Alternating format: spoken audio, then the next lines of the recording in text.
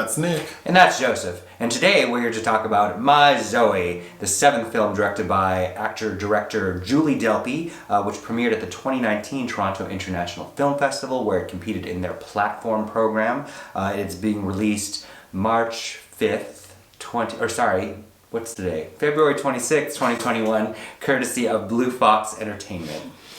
You like Julie Delpy. I do like Julie Delpy. I mean, you know, since she was a very young woman, she was a ton of auteur films like Mauvais Sang by Leos Carax, which is a favorite of mine, or Krzysztof Kieslowski's White, amongst many, or the Richard Linklater series Before Sunrise, Sunset, and Midnight, the last two of which she co-wrote. But she's steadily been also directing since 2002. Did you see 2 Days in New York or 2 Days in Paris? No.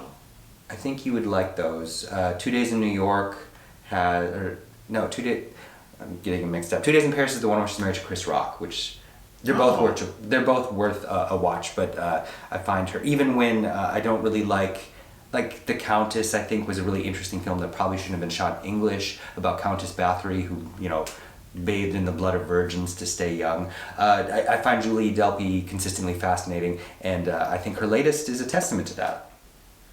Yeah. This movie was crazy as hell. Uh-huh. I have a Charlie horse. Oh, I'm in pain. Hold on. It took my breath away. I did enjoy this film. It was interesting, but it's crazy. Oh yeah, for sure. Okay, the plot is an immunologist named Isabelle. Living in Berlin, who's played by Julie Delpy. Delpy or Delpy? Delpy. Oh, sorry, Delpy. She's going through like a custody battle with her ex-husband, James, who's an architect, and he's played by Richard Armitage. And their daughter, who they're fighting for custody of, is named Zoe. Mm-hmm. I know, it's hard to resist after Zoe. Sacha Baron Cohen's The Dictator. Well, and they say it like 26 times. Zoe! Yeah. All right. Zoe, one morning, Isabelle wakes up to find Zoe, who's like 5 years old, non-responsive in bed. Mm-hmm. Paramedics come, take her to the hospital. She is suffering from like intracranial bleeding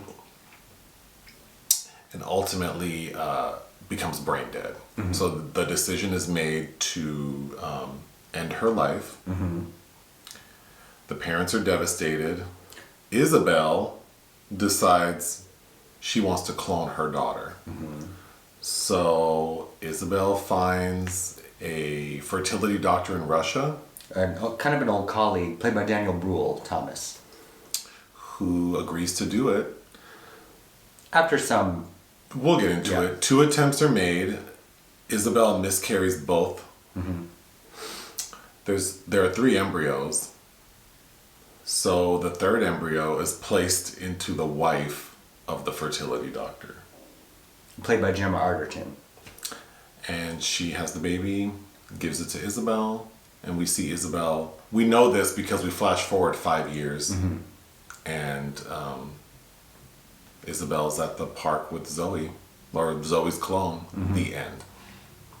Yeah. I don't even know where to begin. I think it's an interesting conversation piece, as the issue of cloning, artificial intelligence, all of those things that always make for, we're examining an ethical dilemma here, obviously from a point of extreme privilege as well. Sure, but the way this plays out is, it's over the top. It's bonkers. It's cerebral sci-fi, Sure, yeah, that's a good way to describe it. My first note is Isabelle makes me uncomfortable. Like, we already know she's going to be a problem. Yeah. She seems high-strung. She seems like she has an unhealthy sort of connection and fixation with her daughter. But that's fed off of, it's triangulated with a very toxic relationship with her ex, because those two hate each other. Yes. There's a weird codependency there, but they really hate each other, and it's tense and awkward, and they seem like a lot of privileged white couples that you see in a variety of films. But what was the term? A helicopter mom? Is that the Is that the term? I think that's what they call these helicopter parents, or who just hover. Yeah. She's like that. Yes. Just constant henpicking of the husband when you're picking him up, whose kind of occupation is more important. Lots of gendered dynamics about that. She seems to always feel like she's at a slight. Yes. I'm just going to go down my notes. When we first, one of the first, because Zoe is out of the picture pretty quickly, because she's in a coma, but we see that Zoe's splitting her time with her mom and her dad, and she tells her mom, like, why does time go so fast when I'm with you? I thought the dialogue, I have many quotes written down that I thought were just very awkward dialogue. I didn't think it was awkward person. This was like a French-German UK co-production, and it's got people from all over filmed in Berlin. Maybe it's sort of the camp. I don't know how to. This movie I really find hard to describe because I think the story's over the top. The acting from Julie Delpy, she's made like her reactions to things and she's a little over the top. And she also wrote this, and she's doing the most, and she's very dramatic, and like especially in that scene with Daniel Brühl where she's talking about she wishes there was no air and no sea and right. Yes, but that there are also people that move about the world. Sure. Just going down my notes, the details of their James and Isabelle's relationship are very like loose, like not clear. For example, like, she says, I quit my job in London to move to Berlin with you. And he says, you didn't lose your job, you were fired. And I just thought that was so weird. Like, that should be a pretty clear, like to the audience, it's like, well, like, is that a question? But like, then that seems the point of every relationship is each person's perspective and how they spin it on one another. It almost doesn't even matter. It's just that... Sure. But even like their finances, because he clearly seems to have money, and Isabelle's a doctor, and like she even says like, well, if I can't afford to send her like to the school she's going to, and then she's like, I'm going to take her out of the school next year. I can't afford it. Right, and then James is like, but that's like the best school. So it's like, well, can you afford it or can you not? To me, I think the daughter represents something that they're using against one another. Yes.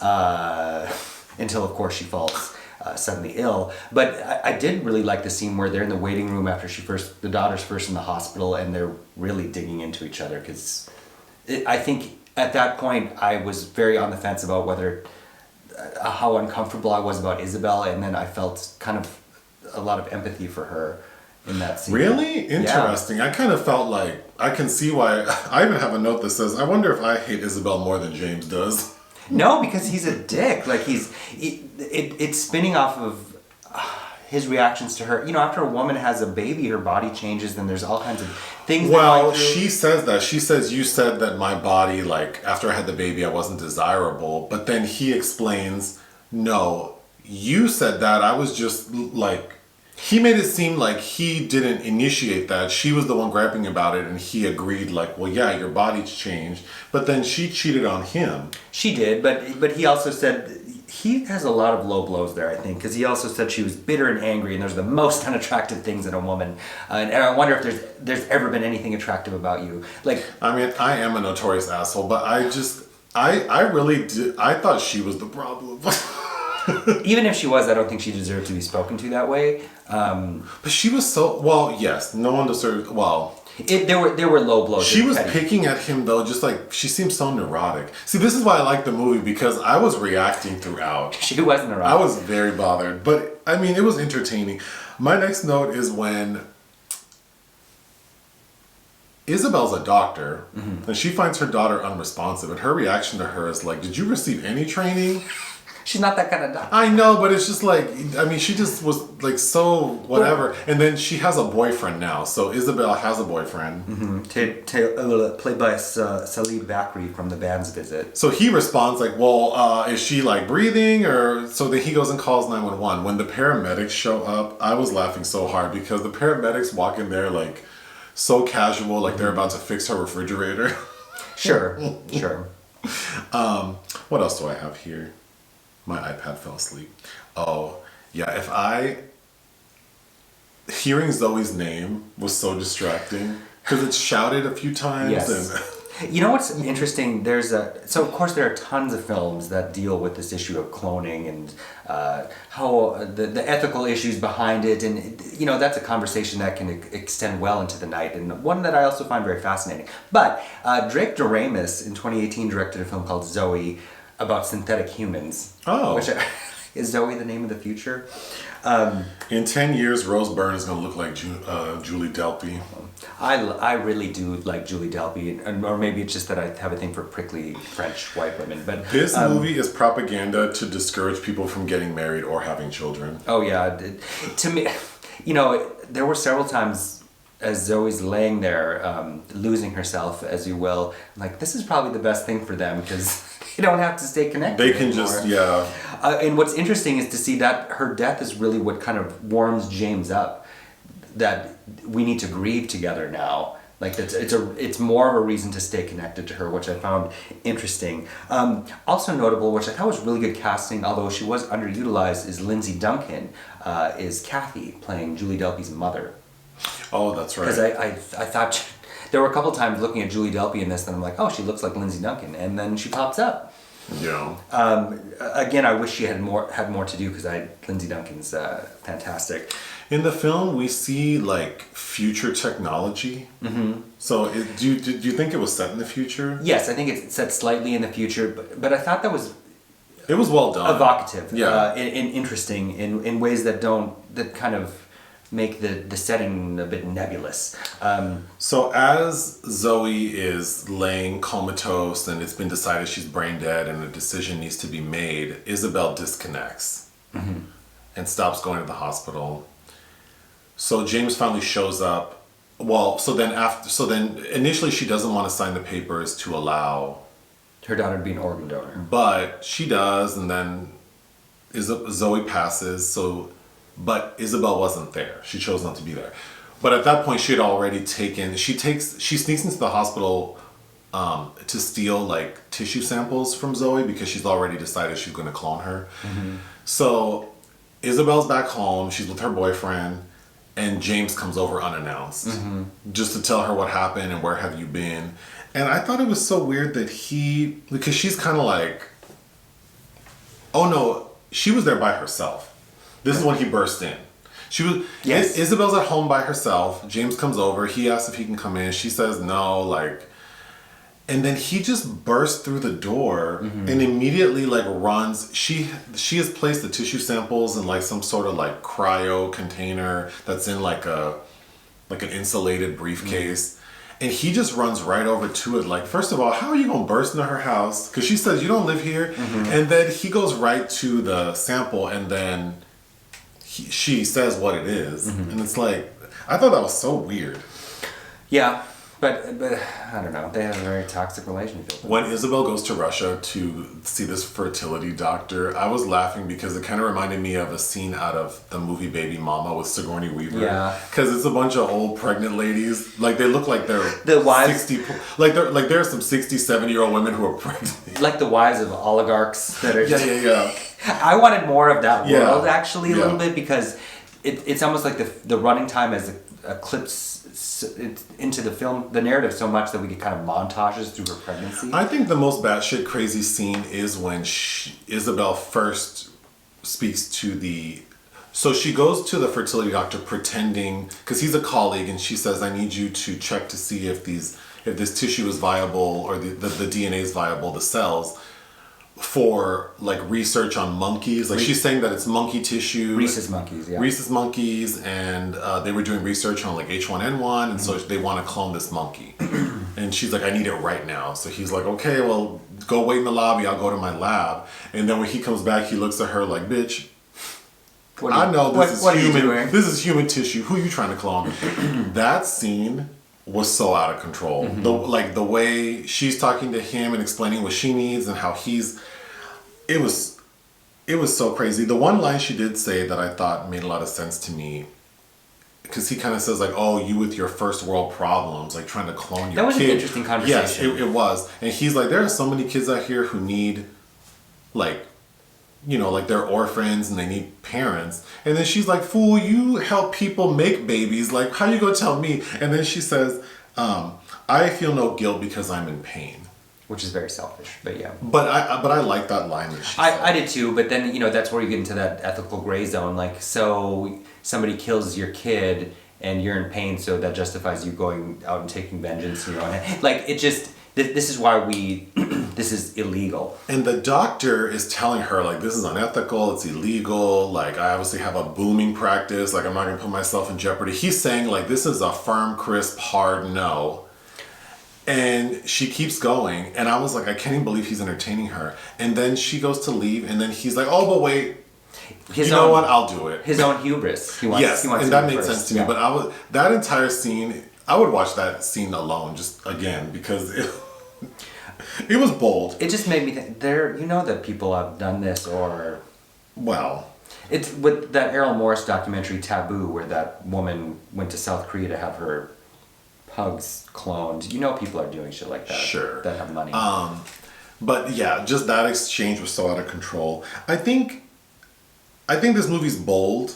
Mm-hmm. And there is a lot to talk about, and it was an entertaining watch for maybe reasons that weren't intended. Sure. I think the weakest point of the film is, the plot synopsis explains that, like, this woman's going to clone her kid, but it doesn't. First of all, they drag out Zoe dying for way too long. Yeah. I assumed that the kid was going to die 10 minutes in, and then the movie is about her trying to get the kid cloned. But Isabelle doesn't start the process of this until an hour into the film. Mm-hmm. Well, and then what you have to do by the third act is convince us that Gemma Arterton, as Daniel Brühl's wife, will suddenly agree to be the host when her initial reactions are, she's vehemently opposed. Yes. So I felt like the fact that this process starts so late in the running time was a little dubious. Like, I didn't have a lot of faith it was going to work out well. And then the next weakest point is the doctor's wife, because at first she's like, oh, because the doctor comes home and she's like, oh, what's going on? It's a stressful day. And he says, oh, an old colleague wants to clone her kid. Then he agrees to do it, and then the next thing you know, the doctor's wife is like, what's her name? Laura. Laura's like, I know what you're doing. This top secret thing he's doing, she's like, I know what you're doing because the guy working with him told her. Yeah. And then we see her again saying, like, if you continue with this, I'm gonna leave you. And then and this is all happening in like the last 25 minutes of the film. Then all of a sudden he's like, well, we have 3 embryos. Isabelle tried to carry 2 and miscarried, so there's 1 left. And then Laura's like, oh, so you're gonna hire some poor girl to carry a baby, and she doesn't even know how unethical this is. But then she carried it. Yeah, because she's kind of bonded with Isabelle a little bit, and that bonding process didn't make sense to me. I agree. Well, we don't get enough of it, I think. But both women begin talking about Zoe the zygote, as if she's a real living thing, and so it's almost as if she's bought into the investment. But I don't understand why she's so invested with this lady. Like, why are you walking around with this bitch talking about her dead kid and like how she's gonna clone the kid, and that didn't work for me. That needed a little more finessing, I think. But also, I really would have liked, because the doctor and his wife there, because she makes some off-the-cuff comment about how we had to run to Russia so you could do what you're doing now. Where are we going to go if we get run out of here? And I feel like there's a very interesting backstory for those characters We could have... I mean, we spend like 30 minutes in the hospital with Zoe just fading. It's not even fading away. Like, she's comatose from the beginning until they pull the plug. A lot of that time is used to elaborate on the relationship that Isabelle and James have. But I didn't really need that, because I think it's that relationship and their dynamic that gives this film a camp sensibility, because it's so over the top. And like I was saying after we watched it, I guess I don't necessarily know why this mother needed to have like this turmoil with her ex-husband to then feel the need to clone her daughter. They could have had a happy marriage. The daughter dies. Sure. And then she's so grief-stricken that she chooses to do this crazy thing, and then their marriage devolves. But I think making it so I mean, it's like Who's Afraid of... Just so I could throw that in there for the 20th time. It is a little Who's Afraid of Virginia Woolf adjacent in how they're acting. So I think it made it so over the top that... In the end, I didn't feel bad for anyone. No, I didn't. We've seen the bickering couple before in many films as well. It almost would have been interesting to get the first half from their perspective, and the second half from the doctor and his wife's perspective, and the juncture is where she's coming to them for this kind of assistance. But we also get more of their story, and kind of a little more room to play with fertility issues and a woman's rights over her body, and there are so many interesting elements wrapped up in this hypothetical scenario, and as it is, like, the suspension of disbelief is kind of saving grace. Like, it doesn't really matter who or what she didn't choose to focus on, because it's more of the topic that is of interest. But yeah, I was entertained. I would recommend this film because it is an interesting watch. I would give it 3 out of 5. I think 3 out of 5 is fair, yeah. Yeah. Anything else? No. Bye. Bye.